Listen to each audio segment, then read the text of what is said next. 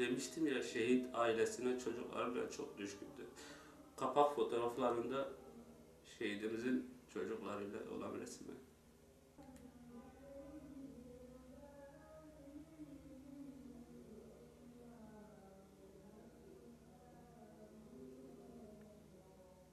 Yakinen onu tanıyan bir dostuyum. Şehit Sacit'le yaklaşık 8-9 sene önce tanışmıştık. Ailesine çok düşkün bir arkadaşımızdı.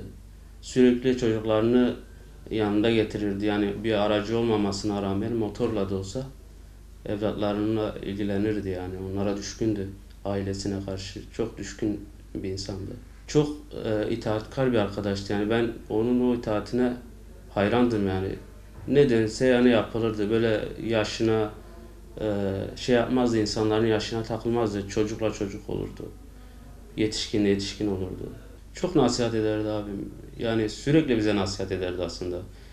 Yani dertliydi, davasının açısından çok dertli bir kardeşim de abim de. Yani sürekli bize gençlerle ilgilenmemizi, uyuşturucu bataklığından onları kurtarmamızı, son şehit olmadan bir gece evvel benim misafirimdi kendisi, Cuma gecesi. O gece de zaten bize çok nasihatte bulundu. Bilmiyorum, veda mı ediyordu, anlamadık biz. Anlayamadık o zaman fakat sonradan anladık bir şeyler. Orada bize gençlerle ilgilenmemizi, e, gençliğin bulunduğu ortamın ne kadar kötü olduğunu, eşlerimize değer vermemiz gerektiğini, bize bir gece evvelinden, şehit olmadan bir gece evvelinden bile bunları söylüyordu ki uzun yıllardır her zaman bize söylerdi, nasihat ederdi. Her zaman bizi gelip görürdü, bizimle ilgilenirdi. Çok öğrenciler yetiştirdi. Çok Kur'an dersi verdi. Yani sohbetler verirdi derneklerimizde. Yani abdesti dışarı çıkmazdı şehit Sacit. Her zaman abdest alıp öyle bir ahlakı da vardı ve kitap okumayı çok seviyordu. Aşırı derecede kitap sevdalısıydı, Kur'an sevdalısıydı. Çok okuyordu abi. Bize de sürekli bu konuda tavsiyede bulunuyordu. Abi kitap okuyun, abi Kur'an okuyun. Zikirlerinizi ihmal etmeyin. Her yönüyle yani şehit Sacit abimiz çok fedakardı. Öncelikle bunu söyleyeyim. Kendisi zaten maddi durumu iyi değildi onun da fazla. Buna rağmen çok cömert bir insandı. Gönlü cömert bir arkadaşımızdı. Komşularla ilişkisi de çok iyiydi. Çevresi tarafından çok seviliyordu. Burada olay olduğu gün bile yani komşular onun için ağlıyordu. Yani buradaki kurumun etrafındaki komşuları dahi onun için ağlıyordu. Çevresi tarafından çok sevilen bir insandı. Fedakardı. Yani nasıl diyeyim? Çok özellikleri var onun. Mezarlık ziyaretlerini severdi. Mezar ziyaretlerini. İşte gençlerimizle hani her şeyi aslında onun bütün derdi gençlerdi aslında. Yani derdi İslam'dı. Dünyevilik olarak ben ondan bir şey görmedim doğru düzgün yani. Böyle dünya sevdalısı biri değildi. Sadece kiracı olduğu için hani isterdi bir ev sahibi olsun. Biz onunla defalarca gittik.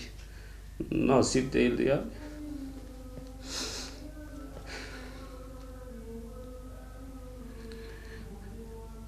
Yani durumu el vermediği için, parası yetmediği için kaç yerden boş döndük.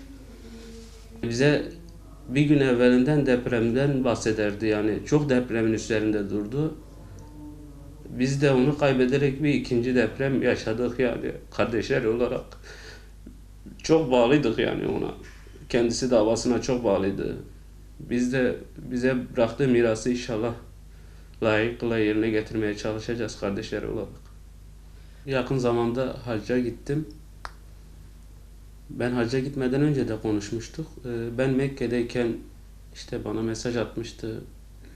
Abi görüntülü arayabilir misin oradan Kabe'yi yakından görelim falan yazmıştı.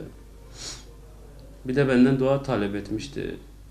Kardeşine dua etmeyi unutma falan diye yazmıştı. Ben de Arafat'ta onun için şehadeti için de dua ettim. Kendisi zaten şehit gibi yaşardı yani. Kur'an sevdalısıydı. Kendisi de O topraklara gitmeyi çok istiyordu. Bu sene düşünüyordu. Nasip olmadı gitmek. Rabbim şehadetini kabul etsin. Kendisi de şehit olmayı çok isterdi. Zaten şehit gibi yaşıyordu. 6-8 Ekim oraları için film çekimine gitmişti. Orada bana resimlerini atmıştı işte. Sakalını kesmişti. Orada da ben ona şöyle bir şey söyledim.